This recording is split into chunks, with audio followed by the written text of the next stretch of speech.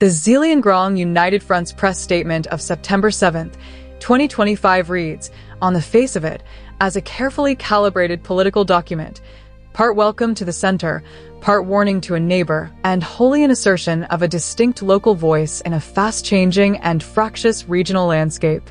Beneath the formal language and the lists of grievances lies a mix of practical concern, identity politics, and strategic calculation. To understand what the statement means in practice, and what its ripple effects could be for Manipur, the Naga polity, and New Delhi's approach to the northeast, we must read it both as content and as posture, a public message addressed not only to the United Naga Council but also to the state, the center, and the Zeliangrong community itself. At a factual level, the statement does several things all at once. It begins by welcoming the Prime Minister's scheduled visit to Northeast India and frames that visit as an opportunity to address long-standing regional grievances, a gesture designed to place ZUF publicly in the camp of constitutional engagement rather than street agitation. It then launches a firm denunciation of an indefinite economic blockade announced by the United Naga Council, describing the embargo as uncalled for and warning that Zeliangrong areas should not cooperate with it. The ZUF cites the Cabinet Committee on Security's decision of September 18, 2024 to fence 1,643 kilometers of the Indo-Myanmar border and to end the historic Free Movement Regime, FMR, as a central trigger. The fencing and FMR rollback are presented as security measures that some Naga organizations, most visibly UNC, have chosen to oppose through disruptive tactics. Finally, the statement enumerates a range of demands and tactics attributed to UNC, from district rollback demands and ADC bill boycotts to calls for mass surrender of symbolic items and changes in schooling boards, and urges Zeliangrong people to refuse assistance to the blockade, while warning that those who violate ZUF directives will face unspecified consequences. Taken at face value, the first and most obvious reading is protective. ZUF seeks to protect the Zeliangrong heartland from the immediate economic and humanitarian fallout of a blockade. Highways and rail links such as National Highway 37 and the Trans-Asian Railway Corridor are not abstract infrastructure. They are lifelines for trade, fuel, food, medical supplies, and education.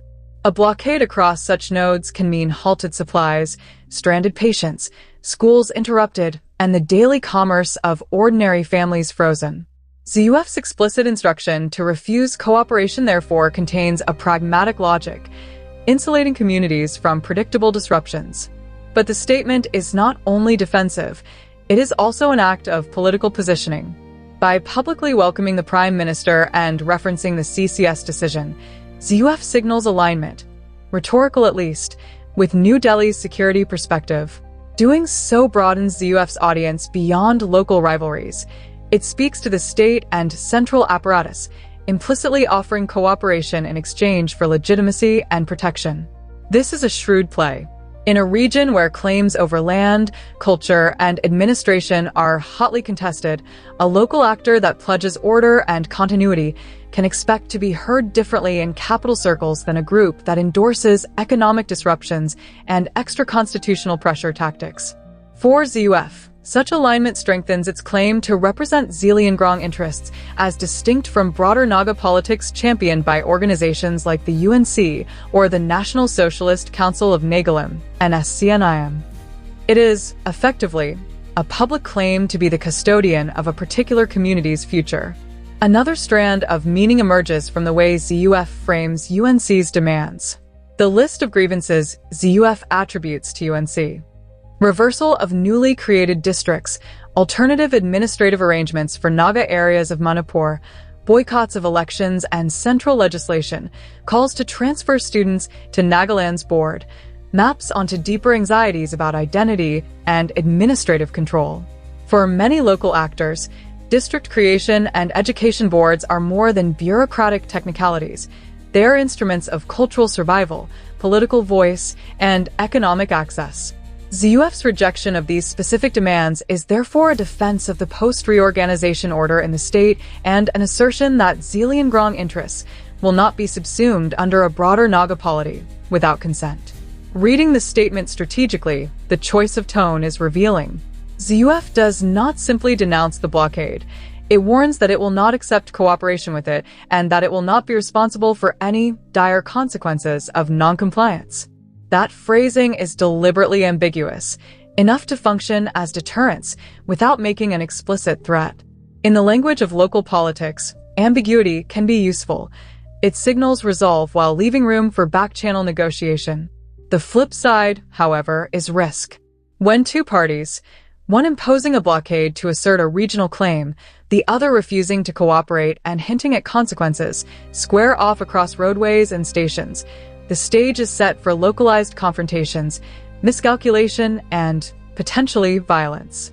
We must also situate the standoff in the longer pattern of ZUF's public engagements.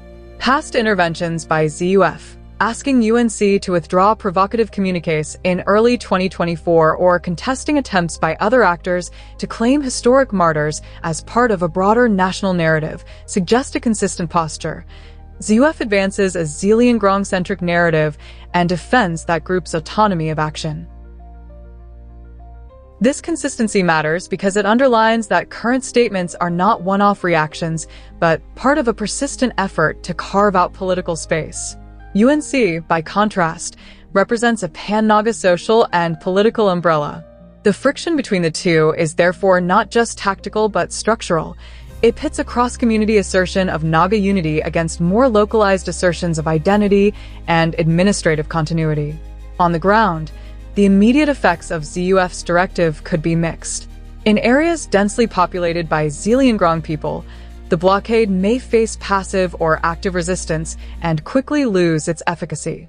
In mixed or predominantly Naga areas under UNC influence, the blockade could persist and cause shortages, price spikes, and transport paralysis.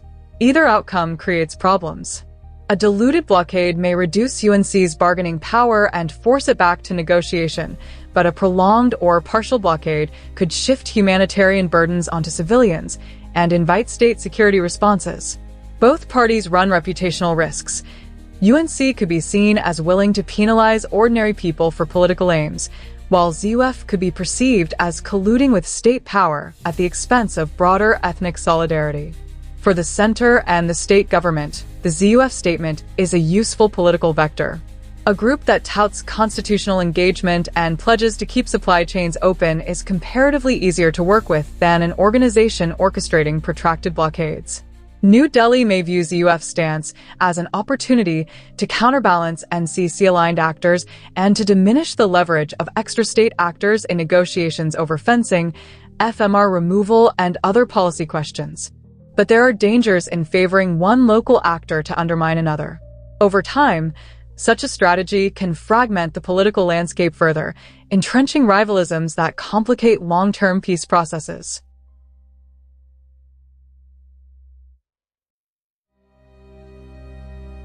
Looking ahead, several plausible scenarios emerge. In one, UNC persists with a limited blockade, but finding little cooperation in Zeliangrong areas, opts to negotiate. The political contest is then waged in committees and courtrooms rather than on highways. In another, UNC escalates and localized confrontations prompt state security deployment, an escalation that would threaten civilian safety and further polarize communities. A third scenario is institutional mediation. Neutral intermediaries, possibly drawn from civil society, religious bodies, or national-level mediators, broker temporary truces that lead to formal dialogues about fencing, the FMR, district boundaries, and educational administration.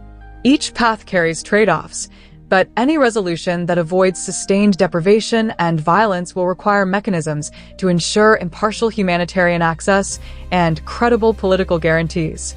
Beyond the immediate political chessboard, the episode is instructive about deeper governance challenges in the Northeast. Infrastructure projects like border fencing are often framed by the center as security imperatives. They are framed by local groups as existential questions about identity and mobility. The end of FMR, for example, affects people whose daily lives have straddled the international border for generations.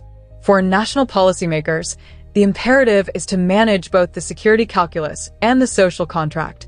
Building fences without accompanying confidence-building measures, clear compensation policies, and local consultation risks breeding resentment.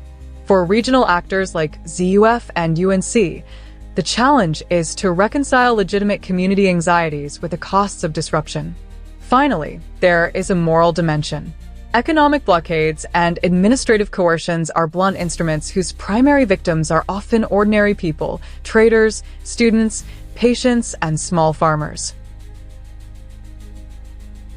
Political grievances may be real and pressing, but the calculus that measures short-term leverage against long-term social cohesion must include the human toll. ZUF's attempt to shield its people from the immediate harms of a blockade is therefore understandable. UNC's resort to shutdowns is also comprehensible if seen as a tactic of last resort when political avenues seem closed.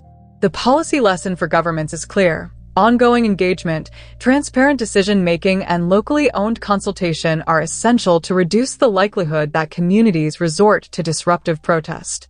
In sum, the Zeliangrong United Front's September 7, 2025 statement functions on three levels.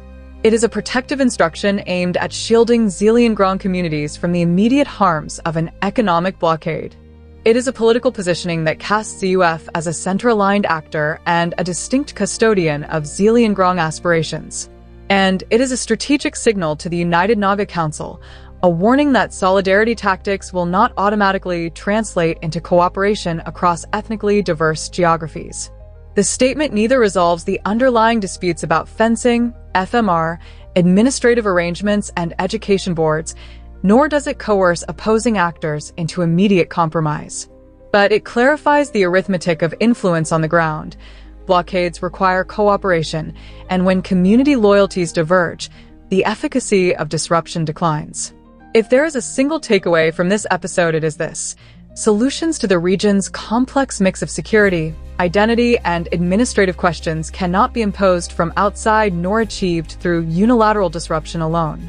They require multi-level negotiations that address immediate humanitarian protections, provide clear guarantees for local identities and livelihoods, and create durable channels for political voice.